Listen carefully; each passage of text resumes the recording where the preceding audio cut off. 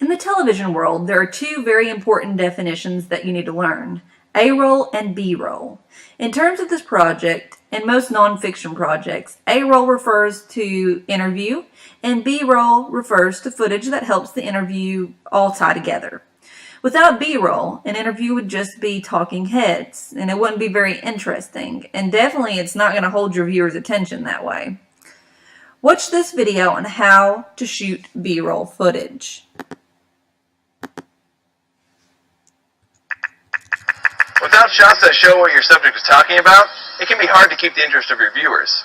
That's where B-roll comes in. With these shots, you can ensure that your documentary is both understandable and it captivates your audience.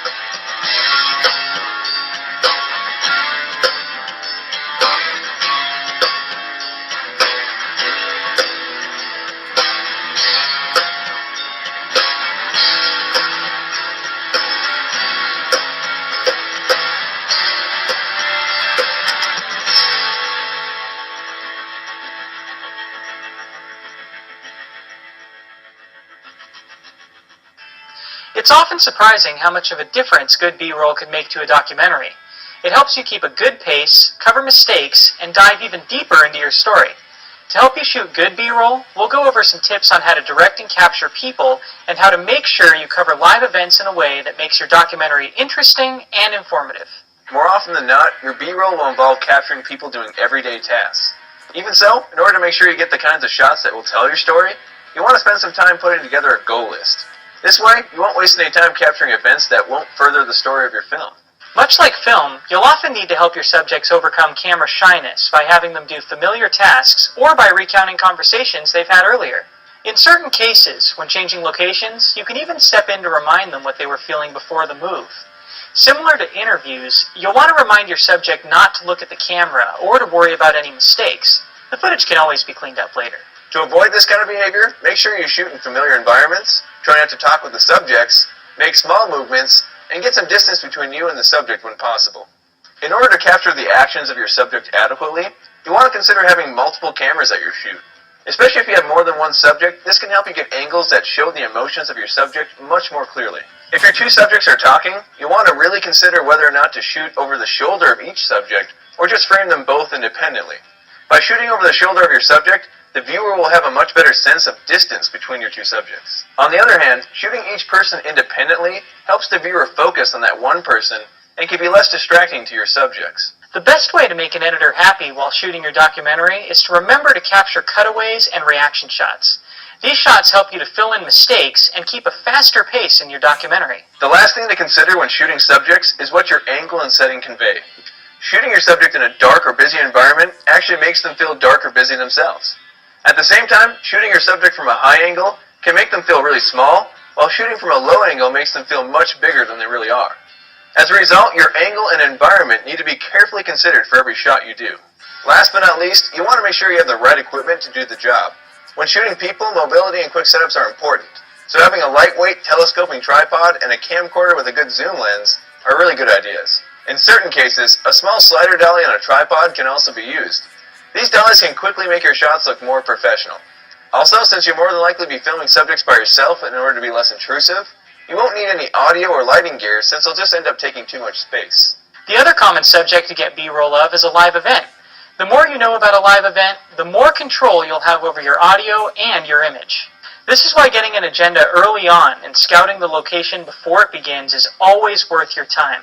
By doing this, you'll know exactly what equipment you'll need and have time to come up with a plan before covering the event. The person who should be your best friend at any live event is the sound operator. The sound operator will be your gateway to getting the best possible sound using a direct feed from the soundboard.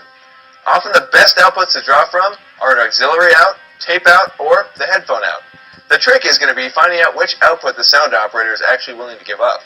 In case there aren't any free outputs though, it's a good idea to have an audio splitter that can split either an XLR, 1/8 inch, or RCA feed into 2 equal channels. Adapters like these can be lifesavers on a shoot. Once you've gotten your live feed, you'll want to plug it into either an external recording device or into a wireless transmitter like the kind found in wireless lavalier systems.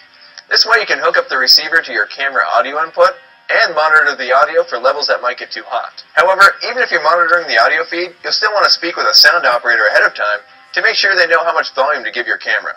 One type of a shot you'll want to cover early on is an establishing shot. Establishing shots are usually wide shots of the venue where the action is about to take place. This helps the audience to understand where they are and are great ways to segue in or out of a scene. Similar to capturing individuals, it's a good idea to have a goal list and multiple cameras at live events. The bigger the event, the more important this becomes. B-roll is an important part of any documentary. So with the tips we've shown, you should be able to get B-roll that makes your documentary look great.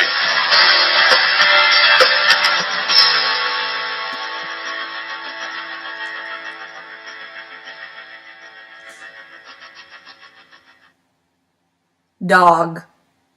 What was the first thing that just popped into your head? Probably a dog, your dog, a dog that you've seen somewhere. So, what if you were interviewing a dog trainer or a vet? What type of footage could you get to enhance the interview? More than likely, you could shoot some footage of a dog. But what if you didn't have a dog available? A videographer can make some interesting choices by being creative. You could shoot things that represent a dog, like a food bowl or a chew toy or a leash. Even some footage of maybe the dog's point of view, like the dog walking around sniffing things. So from the dog's point of view, low to the ground. It's a lot more interesting than the traditional say it, see it method. So let's brainstorm some different ways that we could come up with B-roll for some of these items that I have listed on the board. So dog, we talked about that. If it's, not possible to get a dog, you could get B-roll footage of things that relate to a dog, like a collar or a food bowl or a cage. Let's do football now. Think about some things that relate to football.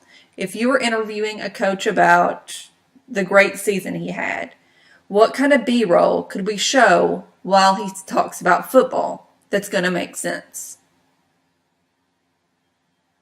Maybe an actual football. Maybe some football players throwing a football back and forth. We could shoot over the shoulder. Maybe we could do an establishing shot of the field. Maybe we could show some fans cheering. Okay, let's go into car.